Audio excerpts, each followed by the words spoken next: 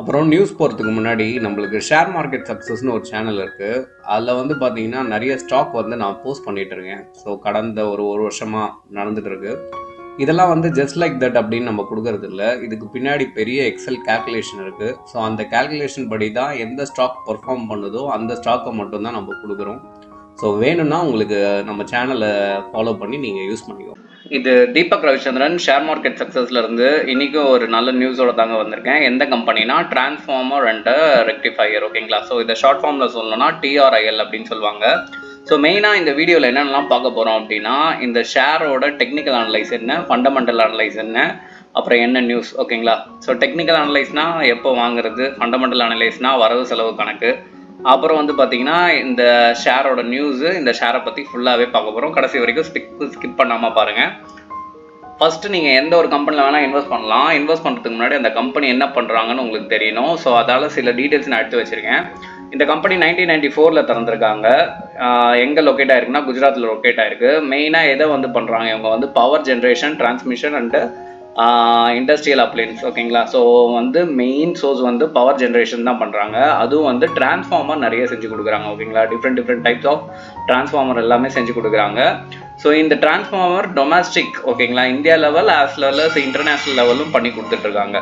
சரி, என்னப்பா நியூஸ் அப்படி வந்து பார்த்தீங்கன்னா, இன்னைக்கு இந்த கம்பெனிக்கு 17 மில்லியனுக்கு ஒரு எக்ஸ்போர்ட் ஆர்டர் கிடச்சிருக்கு. ஓகே, ஸோ இந்த நியூஸை நீங்கள் டீட்டெயிலாக தெரிஞ்சுக்கணுன்னா இந்த வெப்சைட்டில் எல்லா வெப்சைட்லேயும் அவைலபிள் இருக்குது. நீங்கள் ஜஸ்ட் இந்த ஷேரோட நேம் போட்டு நியூஸ்ன்னு கொடுத்தீங்கன்னா இட் வில் பி டிஸ்பிளே.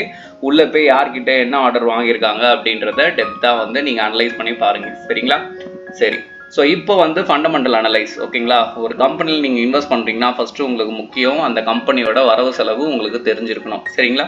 சரி, ஓகே. ஸோ இந்த கம்பெனி வந்து பார்த்தீங்கன்னா இப்போ கரண்ட் ப்ரைஸ் 710 இருக்குது. ஓவரால் மார்க்கெட் கேபிட்டல் 10,000 crores மேலே வச்சுருக்காங்க. Well and good. ஸோ எப்போவுமே வந்து குவார்ட்டர் டு குவார்ட்டர் கம்பேரிசன் எடுப்போம். ஸோ ஜூன் 2023 டு ஜூன் 2024, ஐ மீன் போன குவார்ட்டருக்கும் இந்த குவார்ட்டருக்கும் கம்பேரிசன் எடுக்கிறோம். ஓகேங்களா?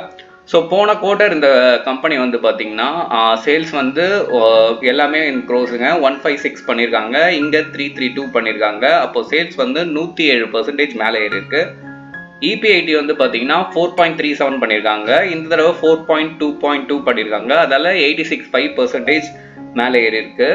ஸோ எல்லாமே போக இந்த கம்பெனிக்கு ப்ராஃபிட்டு போன தடவை என்னன்னா லாஸ்ல இருந்திருக்கு இந்த கம்பெனி.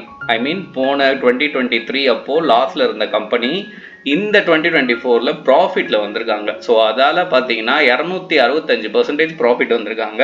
ஸோ அதால இந்த ஸ்டாக் வந்து ரேலி எடுக்கிறதுக்கு சான்சஸ் நிறையவே இருக்கு. இபிஎஸ் வந்து பார்த்தீங்கன்னா போன தடவை மைனஸில் இருந்திருக்காங்க. இந்த தடவை 1.34 எடுத்திருக்காங்க. ஸோ ஃபண்டமெண்டலி வந்து பார்த்தீங்கன்னா போன குவார்ட்டரோட இந்த குவார்ட்டர் வந்து ரிசல்ட்டும் நல்லா இருக்குது, நியூஸும் வந்திருக்கு. இப்போ டெக்னிக்கலில் என்ன சொல்கிறாங்கன்னு சொல்லிட்டு நம்ம பார்த்துடலாம்.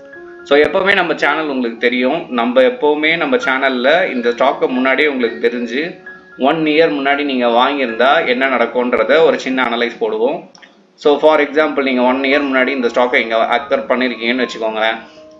ஸோ ஓவரால் போயிருந்தீங்கன்னா கிட்டத்தட்ட 600% இந்த ஸ்டாக்கோட ரேலி வந்து இருந்திருக்கு. சரிங்களா? ஸோ 600%னா ரொம்பவே ஹியூஜ், ரொம்பவே அதிகம்.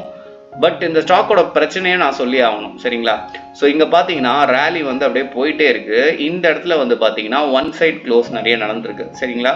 So it look like a bubble stock, particularly in this area. ஓகேங்களா? ஸோ இந்த மாதிரி ஸ்டாக் வந்து எப்போவுமே வந்து சம்டைம்ஸ் வந்து நம்ம கேபிட்டலை காலி பண்ணுறதுக்கும் ரெடியாக இருக்கும். ஏன்னா ஒன் சைடாக க்ளோஸ் ஆகிட்டே வந்துச்சுன்னா ப்ராப்ளம் என்னென்னா நம்மளால் செல் பண்ண முடியாது. சரிங்களா? ஸோ இந்த மாதிரி ஸ்டாக்குள்ளே போகிறதும் போகாததும் அது உங்களோட விருப்பம். பட் வந்து நான் ரேலி என்னவோ அதை நான் சொல்லிடணும். ஏன்னா எந்த ஸ்டாக்குமே நம்ம ரெக்கமெண்ட் பண்ணுறது கிடையாது.